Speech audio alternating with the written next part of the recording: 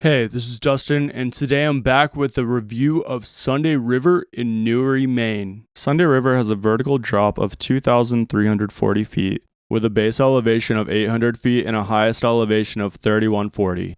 This puts Sunday River at number 8 in the east, but the only way to get the full vert in one run is a long traverse from the top of Oz to the bottom of Whitecap. This run takes 4 lifts to get to, and the single lift with the most vert is under 1,400 feet. Sunday River has 8 peaks, although they're more like mountain areas on the same ridge. There are 884 skiable acres, which puts it at number 4 in the east, and 139 trails. While Sunday River has really decent stats on paper, it doesn't ski like one of the biggest mountains in the east. A lot of this is because it's really difficult to ski all the vert in one run, and many of the mountain areas end up feeling pretty samey. Sunday River has 19 lifts, and I'll start on Whitecap. Whitecap is the peak with the most vert at 1625, although it takes 2 lifts to get to the top. First is number 11, Little Whitecap. This is a fixed grip quad all the way on Looker's Left, and it services a small terrain pod geared toward beginners, but there are also a few glades and a terrain park. Next is number 10, the White Heat Fixed Grip Quad. This lift services mostly double black diamond expert terrain, and it starts about a third of the way up the Whitecap peak. This is a great lift for experts to lap, especially if they're skiing out of the Whitecap, Barker, or Southridge base areas. Next is number 9. It's a fixed grip quad called Whitecap Quad, but it's usually referred to as Tempest based on the trail that's below it. This lift goes from the bottom of Whitecap to about halfway up the mountain. It's a good way to ski over to Barker or Southridge lodges. It also has a small terrain pod that's actually pretty decent, and a bunch of condos below it that you can ski to. Over on Lock Mountain, which is the oldest peak at Sunday River, there are 2 lifts. The first of which is the Lock Mountain Triple, which actually features the most vert of any lift at Sunday River at 1394. There's a mid-station on this lift for early season skiing when the coverage doesn't go top to bottom. You can get on the lift and then ski down to the mid-station for early season laps. The terrain pod here is mostly black diamond and blue square runs with the old school New England tree line run feel. The other lift on Lock is the Gold Academy Surface Lift. This lift only allows racers to ride it, but it does take crowds away from Lock and Barker. This lift goes from the base of Barker to about halfway up Lock. Over on Barker, there's only one lift. It's called the Barker 6. This is lift number 1, and it recently replaced a 1987 Yan that suffered from massive reliability issues. The new lift does not force riders to go over a pond, and it also features heated seats and bubbles. The terrain pod over here is something for everyone, with trails ranging from beginner to expert. The next mountain area is Southridge, which features lift number 7, the Chandala. This lift has a combination of 8-passenger gondola cabins and 6-person chairs. This lift will take you from the bottom of Southridge to the top of North Peak, and the terrain pod over here is mostly geared toward beginners, but this lift offers a good way to get out of the main base at Southridge and over to other mountain areas. Next is lift number 2, the Southridge Express. This high-speed quad will take you from the main base at Southridge to about halfway up North Peak. This lift services beginner terrain as well as a couple terrain parks, but it also provides access to the North Peak Express and a few condos in the area. There are 3 surface lifts at Southridge, and they are lifts 16, 17, and 18, lower, middle, and upper Sundance. These will be used for first-time skiers and ski school. The next mountain area is North Peak, which is basically the upper section of the Southridge area. There are 2 lifts over here, the first of which is number 6, the North Peak Express High-Speed Quad. This lift services a little bit of everything from double black diamonds right under the lift to a few terrain parks and several greens and blues for beginners and intermediates to get down. The next lift is lift number 3, the Quantum Leap Triple, and this is on the backside of North Peak. It's a good way to get back from Aurora to North Peak, and it only actually services a couple of trails. The next area is Merrill Hill. It's a newer area, and there's only one lift, number 19, Merrill Hill Triple. This lift is mostly for real estate developments to get back to the place that you're staying. I've never been here myself, but it looks like there may be a few trails worth checking out. Next is number 8, Spruce Peak Triple. This lift is mostly for intermediates and experts, and it's the only lift service on Spruce Peak. Next is number 12, the Aurora Peak Quad. This lift services all of Aurora Peak, which is a really good terrain pod for all abilities. This lift is a slow fixed grip quad and could really use an upgrade, although the terrain over here is some of the best at Sunday River. Over on Oz, which is the newest peak at Sunday River, opened in 1995, there is one chair, number 15, the Oz Quad. This fixed grip quad services double black diamond glades and bump runs. It's mostly natural terrain, although they do have snowmaking on a few. This chair is rarely open as most of the terrain can be accessed from Jordan Bowl pretty easily, and most people will prefer the high-speed 8-pack over the fixed grip quad. Over on Jordan there are two lifts. The first is number 13, the Jordan Mountain Double. This lift will take you from the bottom of Jordan to the bottom of Aurora and vice versa. I can't see too many people using this lift as it's relatively easy to ski from Aurora to Jordan and back, although it does provide some necessary redundancy in case the Jordan 8 goes down. Last but not least is number 14, Jordan 8. This is one of the newest lifts at Sunday River, and it's a high-speed 8-pack that features heated seats and bubble chairs. This takes you from the bottom to the top of Jordan Bowl, which is a decent terrain pod which features wide open blues, a green, and a few glades. While the lifts at Sunday River are pretty good, they are not in the top tier. While Jordan, North Peak, and Barker are served by deluxe high-speed lifts, the other mountain areas only have fixed grip, doubles, triples, and quads, many of which are approaching the end of their service life. On Sunday River's trail map, they boast 6 high-speed lifts, but there are certainly only 5. If anybody knows about this 6 high-speed lift at Sunday River, please let me know in the comments because I'm at a loss. Snow at Sunday River is about average for the region. They only get about 155 inches of natural snowfall, but they have 2,000 snowmaking guns that cover about 95% of non-glade terrain. Snowfall is well short of totals of other mountains in Maine, New Hampshire, Vermont, and even New York, and this is definitely a downside when it comes to their natural terrain. Beginner terrain is decent at Sunday River, although it's not really a beginner-oriented mountain.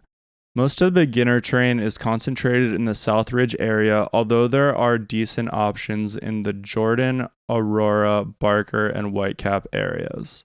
Beginners will still be able to see most of the mountain, although there are no options off of Lock and Whitecap summits. 33% of Sunday River's trails are greens, and that should be enough for any beginner. But it is worth it to note that some of the trails, like Lollapalooza, would be rated blues at other ski areas due to the long length and steeper pitches. Intermediate terrain is where Sunday River really shines. There are lappable blues on almost every terrain pod, and this is especially true on Jordan, Spruce, and Barker. 36% of Sunday River's terrain is rated as intermediate, and even a lot of the single blacks are very doable for most intermediate skiers. Sunday River's expert terrain is reasonably good, but certainly not in the upper echelon of East Coast ski areas. 90% of Sunday River's trails are rated as single black diamond and 12% double. This is 31% overall. The best expert terrain pods are Oz and Whitecap. Many of the double black diamonds even are regularly groomed, unfortunately, and I think this is due to the lack of natural snowfall. A lot of the glades are pretty decent, but Sunday River is definitely lacking like any iconic steeps or really challenging glades or big mountain terrain. Navigation at Sunday River is pretty difficult. There are 4 main base areas and getting between them can be really challenging. Getting around the mountain often requires long traverses or several lift rides, and it's pretty easy to end up at the wrong base at the end of the day. Sunday River has 4 official lodges. The first is the South Ridge, which is at the bottom of the South Ridge area, and this is the main base lodge. They offer rentals, tuning, retail, ski school, a cafeteria, a coffee shop, a bar, and plenty of seating, as well as a couple other smaller restaurants. This is a good place for most people to go at the beginning of the day, especially if you need rentals and ski school. The next lodge is the Barker, which is pretty close to the South Ridge, but it's just a little bit up the mountain. This lodge offers a basic cafeteria as well as a bar upstairs. The next lodge is the Whitecap Lodge. It looks like there's no food currently offered there. but it is a good place to put on your boots, and there is food nearby at the Grand Summit Hotel. The final official lodge is the North Peak Lodge, which is at the top of the North Peak Mountain right off the Chandala, and it offers a cafeteria as well as an upscale restaurant. There are two hotels that are actually on Sunday River Mountain. They're the Jordan and the Grand Summit hotels. They offer ski-on, ski-off lodging as well as a few restaurants. There are also a number of on-mountain condos, mostly in the South Ridge and Whitecap, Loch Barker type of areas, and many of them offer ski-on, ski-off access and can be rented either through the resort or third-party sites. These are great options if you have a larger group. For more budget-conscious skiers, there are plenty of off-mountain options, especially in the town of Bethel, which is about 10 minutes away. There are some nicer hotels and plenty of motel-style options. Overall, the lodges and lodging at Sunday River are pretty good, and I can't find too much to complain about here. The one exception is that there's no lodge at the bottom of Jordan, even though there's a lot of parking over there. There is a hotel and there is one restaurant, but this is way up the hill, so it's really inconvenient if the Jordan 8 breaks down or if you're trying to get to the Jordan without skiing from the hill. I think a new base lodge at the bottom of Jordan would go a long way to making the experience better over there, or maybe just a short lift from the bottom of Jordan Bowl to the Jordan Hotel. This would make it so that you don't have to ski all the way from the top of Jordan down Lollapalooza to get to the hotel. Sunday River is an okay value, and it is a member of the Icon Pass, which will give you 5 or 7 days depending on your pass option. Day tickets are pretty expensive, and they get up to $159 for this year, even online, although early and late season weekdays can go for as low as $70. Sunday River is also on the New England Pass with other Boyne resorts, Loon and Sugarloaf, so this might be a good option if you live in the area.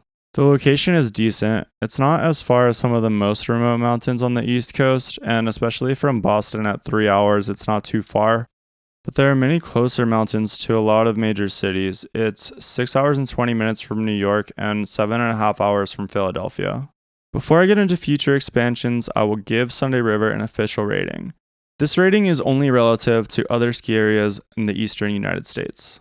For size, I'm giving Sunday River 4 out of 5 stars. Even though the acreage number is impressive, the vertical doesn't ski as big as it is on paper, and the 8 peaks can feel kind of similar to one another. In the lifts category, Sunday River receives 3 stars. Even though its signature lifts offer impressive technology, they're only in certain areas, and many key areas suffer from slow, outdated fixed grip lifts. As far as snow, Sunday River gets 3 stars. Sunday River is pretty weak in natural snowfall compared to others in the area, but they have an impressive snowmaking system that supplements this very well. Sunday River gets 3 stars in beginner terrain. There are a lot of greens, but most of them are all in the South Ridge area, and beginners won't be able to get to certain spots around the mountain. Sunday River excels at intermediate terrain, and it gets 4 stars. Sunday River gets 3 stars for expert terrain. Although they have a lot of it, they don't have any truly steep or iconic black runs. For navigation and crowds, Sunday River gets 2 stars. It can get very crowded on weekends and holidays, and the mountain is really hard to get around. As for lodges and lodging, Sunday River gets 4 stars. The lodges are in good areas around the mountain, and there are plenty of on-site lodging options available. Sunday gets a 3 for value. Its walk-up day tickets are very expensive, and even if you order them online in advance, they can still be really pricey. Your best bet is with an Icon or New England Pass. As far as location, Sunday River gets 3 stars. It's pretty far from a lot of metropolitan areas, but its proximity to Boston and the fact that it's not as remote as some of the other ski areas puts it right around average. All these ratings combine to give Sunday River a total of 3.2 out of 5 stars. As far as future expansions, it looks like Sunday River has some exciting things in the works. The first is Merrill Hill 2. This is another triple over on Merrill Hill, and it will go up the backside. This lift was actually completed in 2023, but it has yet to be added to the trail map or the website, and it hasn't really opened to the public much, if at all. This lift is actually a lot bigger than the first Merrill Hill, and it has 750 feet of vert and a length of 3,992 feet. So there may actually be some decent runs here, but we'll have to wait and see.